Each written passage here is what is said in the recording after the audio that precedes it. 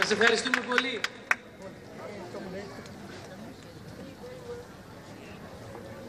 Πραγματικά έχουμε πολύ καλούς φίλους στην Καβάλα, ακόμα και όταν σπουδάζουμε από το Λονδίνο. Και αισθανόμαστε πάρα πολύ όμορφα, γιατί τώρα που η χώρα μας βάλει όσο ποτέ άλλοτε, εμείς είμαστε εδώ και σημαντικότερο απ' όλα είναι ότι και εσείς είστε εδώ για την ψυχική μας ανάταση και για να θυμηθούμε, να ενωθούμε όλοι μαζί. Μέσα από τη μουσική μιλάμε, θέλουμε όμως να ευχαριστήσουμε το Φεστιβάλ Φιλίππων, τον κύριο Γκόνη και την κυρία Δήμαρχο για το χαμόγελο πάνω απ' όλα, τα άλλα είναι λεπτομέρειες. Για το χαμόγελο όμως σας ευχαριστούμε πάρα πολύ. Καλή σας ακρόαση, να είστε καλά.